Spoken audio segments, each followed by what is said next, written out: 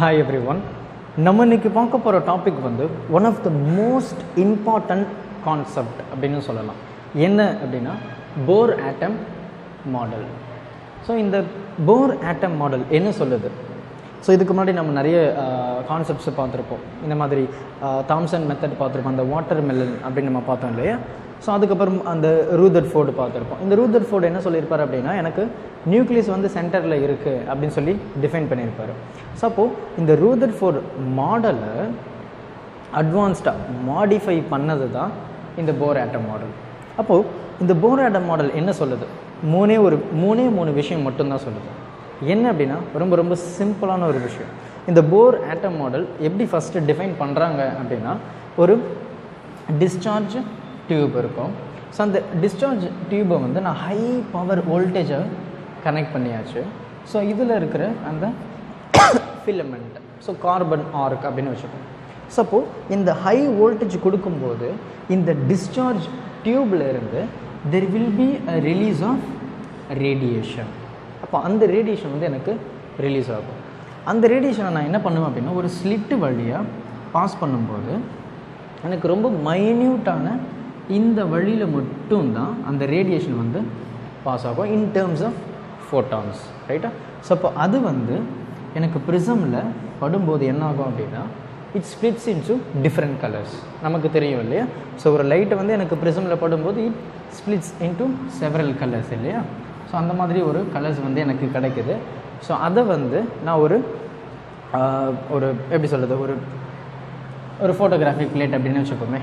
So அந்த மாதிரி ஒரு இடத்துல நான் பாஸ் பண்ணி இந்த டிஃப்ரெண்ட் கலர்ஸை நான் பார்க்குறேன் இல்லையா? ஸோ இதை தான் நம்ம ஹைட்ரஜன் ஸ்பெக்ட்ரம் அப்படின்னு படிச்சிருப்போம். அதுக்கப்புறம் ஸ்பெக்ட்ரல் சீரீஸ் அப்படின்னு படிச்சிருப்போம். என்ன படிச்சிருப்போம்? அந்த Lyman series, Balmer series, Paschen, இந்த மாதிரி டிஃப்ரெண்ட் சீரீஸ் லெவல் படிச்சிருக்கோம். ஸோ அது எல்லாமே என்ன சொல்லுது? எனக்கு ஒரு எலக்ட்ரான் வந்து இன்னொரு ஹையர் ஸ்டேஜில் போகும்போதோ இல்லை ஹையர் ஸ்டேஜில் இருக்கிற எலக்ட்ரான் வந்து எனக்கு லோயர் ஆர்பிட், அதான் அந்த ஷெல்லில் வரும்போது எனக்கு there will be a radiation. அந்த ரேடியேஷன் நம்ம என்ன சொல்லியிருப்போம் அப்படின்னா எலக்ட்ரோ மேக்னெட்டிக் வேவ்ஸ் அப்படின்னு சொல்லியிருப்போம் இல்லையா? ஸோ அப்போது there will be a radiation. So இது எல்லாமே டிஃபைன் பண்ணது இந்த போர் ஆட்டம் மாடல் தான். ஸோ அதை நம்ம ஹைட்ரஜன் ஆட்டம் அப்படின்னு சொல்லுவாங்க இல்லையா, ஹைட்ரஜன் ஸ்பெக்ட்ரம் அப்படின்னு சொல்லுவோம். ஸோ அப்போது அது எப்படி கண்டுபிடிச்சாங்க அப்படின்னா, இந்த எக்ஸ்பெரிமெண்ட்டை யூஸ் பண்ணி தான் அவர் டிஃபைன் பண்ணுறாரு. அதுக்கப்புறம் இவர் ஒரு 3 விஷயத்தை சொல்கிறாரு. அதை தான் நம்ம postulates of Bohr atom model. So அப்போ இந்த postulates of Bohr atom model என்ன சொல்லுது அப்படின்னா, 3 விஷயந்தான். இப்போ சொன்ன மாதிரி ரொம்ப ரொம்ப சிம்பிளான விஷயம், ரொம்ப முக்கியமான விஷயமும் கூட. ஸோ நெக்ஸ்ட் டாப்பிக்கில் நம்ம ரேடியஸ் ஆஃப் எலக்ட்ரான், அதுக்கப்புறம் எனர்ஜி ஆஃப் எலக்ட்ரான் அப்படின்ற மாதிரி நம்ம பார்ப்போம் ஒரு டாபிக். ஸோ அது எல்லாமே இதில் தான் இருக்குது. ஸோ பொறுமையாக கான்சன்ட்ரேஷன் பண்ணி கேளுங்க, டவுட்டு கண்டிப்பாக வராது. ஸோ இப்போ என்ன சொல்லியிருக்காங்க, இந்த ஃபஸ்ட்டு கேஸ் என்ன அப்படின்னா, எனக்கு நியூக்ளியஸ் வந்து சென்டரில் இருக்குது, ரைட்? ஸோ இந்த நியூக்ளியஸை சுற்றி யார் ஓடுறா? வேகமாக ஓடுவாங்க. யார் அப்படின்னா எலக்ட்ரான். அப்போது இந்த நியூக்ளியஸை சுற்றி எனக்கு எலக்ட்ரான் வந்து ரிவால்வ் ஆகுது அப்படின்னு சொல்கிறது தான் இந்த first case, right? So electron வந்து இந்த நியூக்ளியஸை ரிவால்வ் ஆகுது. அப்போது இது ரிவால்வ் ஆகிறதுக்கு நமக்கு 2 ஃபோர்ஸ் வேணும் அப்படின்னு சொல்கிறாங்க. அந்த 2 ஃபோர்ஸ் என்ன அப்படின்னா ரொம்ப ரொம்ப சிம்பிளான விஷயம். நம்ம இந்த ஃபஸ்ட் வால்யூமில் படிச்சிருப்போம். என்ன படிச்சிருப்போம் அப்படின்னா, கூலும்ஸ் எலக்ட்ரோஸ்டாட்டிக் ஃபோர்ஸ் அப்படின்னு படிச்சிருப்போம். அப்போ அந்த கூலும் ஃபோர்ஸ் எந்த சார்ஜுக்கும், விச் மீன்ஸ் எந்த ஆப்ஜெக்டும் இல்லை எந்த ஒரு பார்ட்டிகளுக்கும் அப்படின்னா 2 பார்ட்டிகள். ஸோ ஃபஸ்ட்டு பார்ட்டிகள் என்ன அப்படின்னா இந்த நியூக்ளியஸ். இந்த நியூக்ளியஸுக்கும் இந்த electron which revolves around the nucleus. So இந்த 2 பார்ட்டிகளுக்குமே வந்து ஒரு எலக்ட்ரோஸ்டாட்டிக் ஃபோர்ஸ் இருக்கும். ஸோ அந்த எலக்ட்ரோஸ்டாட்டிக் ஃபோர்ஸ்னால் there will be a production of centripetal force. Centripetal force அப்படின்னா என்ன? ஒரு ஆப்ஜெக்ட் வந்து எனக்கு சர்க்குலர் மோஷனில் மெயின்டைன் ஆகுது அப்படின்னா எனக்கு சென்ட்ரிபிட்டல் ஃபோர்ஸ் கண்டிப்பாக தேவை. சென்ட்ரிபிட்டல் ஃபோர்ஸ் அப்படின்னா நம்ம இன்வர்ட் ஃபோர்ஸ் அப்படின்னு நம்ம படிச்சிருப்போம், நிறைய டாப்பிக்கில் சொல்லியிருப்போம் இல்லையா? ஸோ அப்போது எனக்கு இந்த எலக்ட்ரோஸ்டாட்டிக் ஃபோர்ஸ், ரைட்? ஸோ இந்த எலக்ட்ரோஸ்டாட்டிக் ஃபோர்ஸு தான் எனக்கு இந்த சென்ட்ரிபிட்டல் ஃபோர்ஸை வந்து ப்ரொவைட் பண்ணுது. அப்போ சென்ட்ரிபிட்டல் ஃபோர்ஸ் அப்படின்னா என்ன? இந்த எலக்ட்ரான் வந்து எனக்கு சர்க்குலர் ஆர்பிட்டில் மெயின்டைன் பண்ண வைக்கிறேன், அவ்வளோதான். இதுதான் ஃபர்ஸ்ட் கேஸ், ரைட்? ஸோ இப்போ centripetal force which maintenance the circular motion. அப்போ எனக்கு சர்க்குலர் மோஷன்லேயே இது மெயின்டைன் ஆகுது இல்லையா? இது செகண்டு, இது தேர்டு. ஸோ இதுதான் ஃபஸ்ட்டு கேஸ் முடிஞ்சது. ஸோ அதுக்கப்புறம் என்ன சொல்லியிருப்பாங்க அப்படின்னா, அதுக்கப்புறம் அவர் நேம் பண்ணுறாரு. என்ன நேம் பண்ணுறாரு? இந்த ஃபஸ்ட்டு ஆர்பிட் இல்லையா? ஸோ இந்த ஃபஸ்ட்டு ஆர்பிட்டில் ரிவால்வ் ஆகிற எலக்ட்ரான் வந்து எந்த ஒரு இடத்துலையுமே மூவ் ஆகாது, விச் மீன்ஸ் ஸ்டேஷனரி அப்படின்னு சொல்லியிருப்பாங்க. ஸ்டேஷனரி ஆர்பிட் அப்படின்னு சொல்லியிருப்பாங்க. என்ன அப்படின்னா ரொம்ப ரொம்ப சிம்பிளான ஒரு விஷயம் தான். இந்த எலக்ட்ரான் வந்து எனக்கு இதுலேயே தான் ரிவால்வ் ஆகும், எந்த ஒரு கேஸ்லையுமே மாறாது அப்படின்னு சொல்லியிருப்பார். செகண்ட் பாயிண்ட் நல்லா கவனிங்க. ஸோ அப்போ எனக்கு எலக்ட்ரான் வந்து எனக்கு இதுலேயே ரிவால்வ் ஆகுது, ரைட்? அப்போ இந்த செகண்ட் ஷெல்லு தான் நம்ம சொல்லணும் இல்லையா?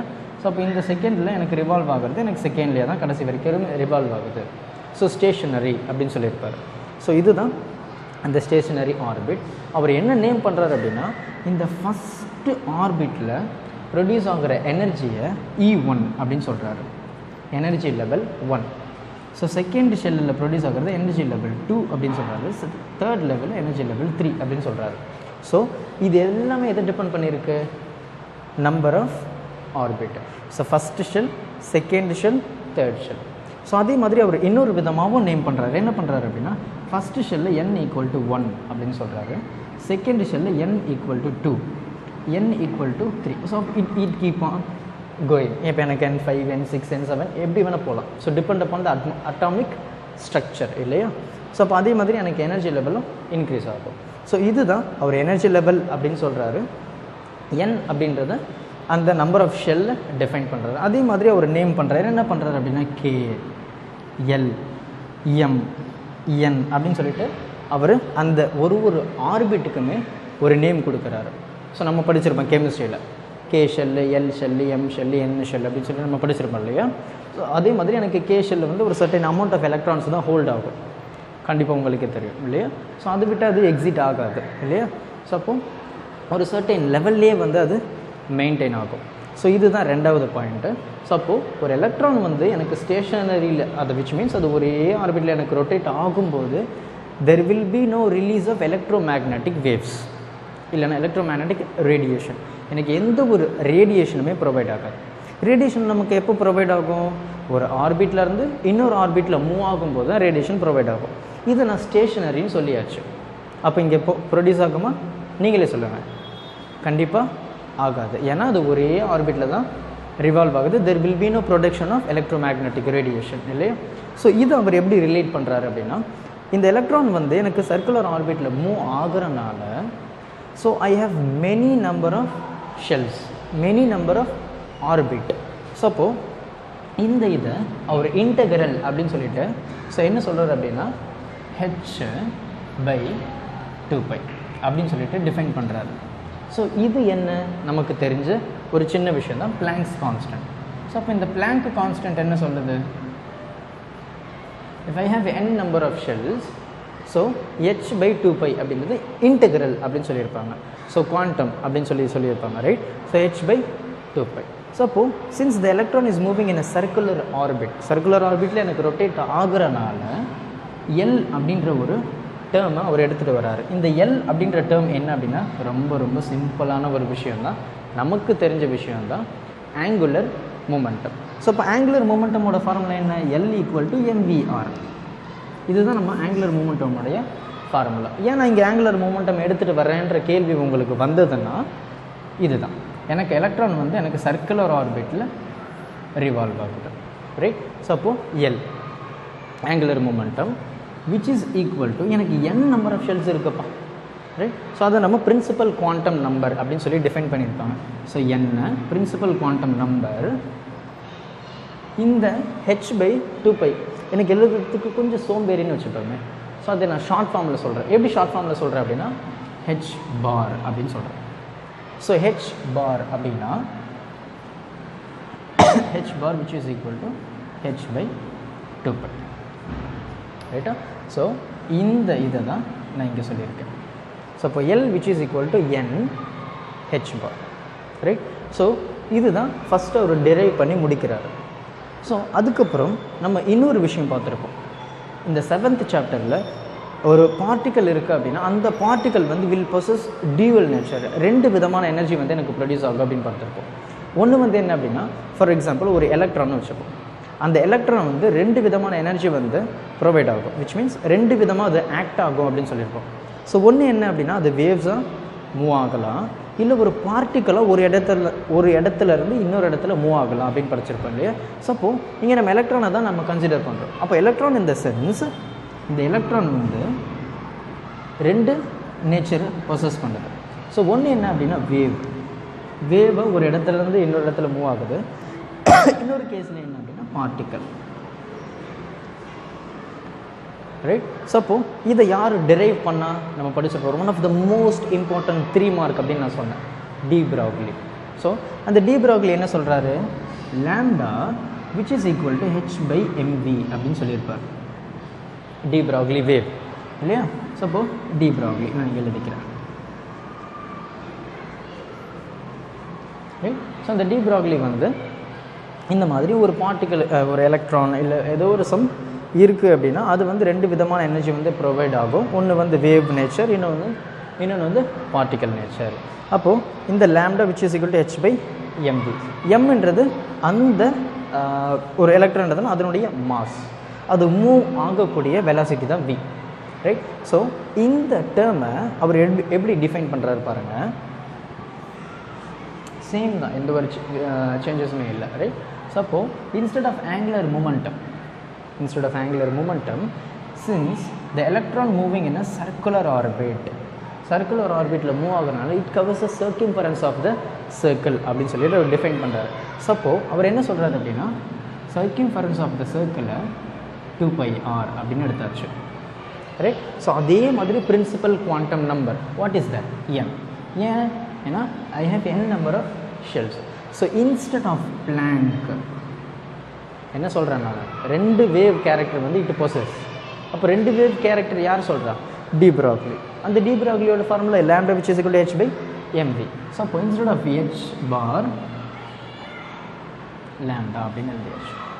ஸோ அப்போ இந்த லாம்டா என்னது, இப்போ தான் நான் சொன்னேன், h/mv.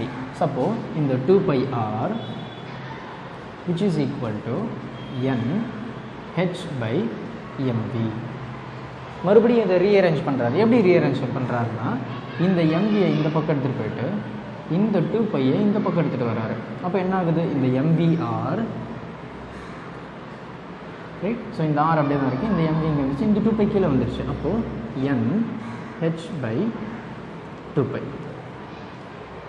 ரைட். நான் இப்போ தான் சொன்னேன் mvr அப்படின்னு என்ன, ஆங்குலர் மூமெண்டம் அப்படின்னு சொன்னேன். L ஈக்குவல் டு mvr அப்படின்னு சொன்னால் இது. அப்போ அது L, ரைட். ஸோ இதை நான் L நம்பி எழுதலாம் இல்லையா, L which is equal to n h/2π என்ன, h bar இல்லையா. பாருங்கள்.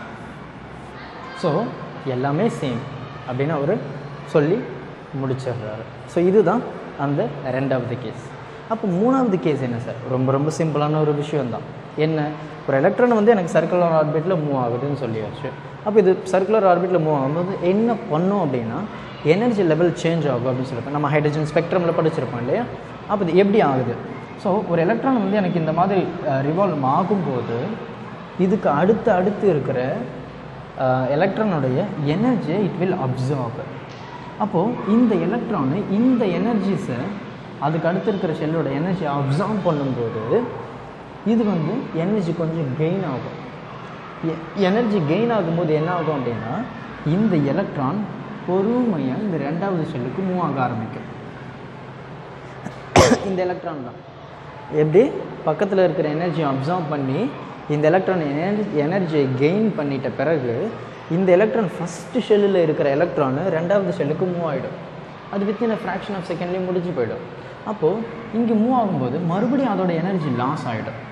எப்படி, அப்சார்ப் பண்ண எனர்ஜி இங்கே லாஸ் ஆகிடுச்சு. அப்போ என்ன ஆகும், மறுபடியும் இந்த செகண்ட் ஷெல்லில் போன அதே எலக்ட்ரான் மறுபடியும் எனக்கு ஃபஸ்ட்டு ஷெல்லையே ரொட்டேட் ஆக ஆரம்பிச்சிடும். ஸோ இதுதான் மூணாவது எனர்ஜி லெவல் அப்படின்னு சொல்லியிருக்காங்க. ஸோ இப்போ இது என்ன, எனக்கு இந்த எலக்ட்ரான் சுற்றுற எலக்ட்ரான் அவுட்டரில் இருக்கிற எனர்ஜி அப்சர்வ் பண்ணி எனக்கு ரெண்டாவது ஷெல்லுக்கு மூவ் ஆகுது. மறுபடியும் அந்த எனர்ஜி லூஸ் ஆனதும் மறுபடியும் எனக்கு இங்கே வருது அதே ஃபஸ்ட்டு ஷெல்லில். ஸோ அப்போ இது எப்படி டிஃபைன் பண்ணியிருப்பாங்க அப்படின்னா என்ன சொல்லியிருப்பாங்க, del E change in energy which is equal to final initial அப்படின்னு சொல்லியிருப்பாங்க. ரைட். ஸோ இதுதான் Bohr atom model, postulates of Bohr atom model. பொறுமையாக பாருங்கள், டவுட் எதுனா இருந்தது அப்படின்னா கமெண்ட் பண்ணுங்கள். Thank you. Help others with a smile.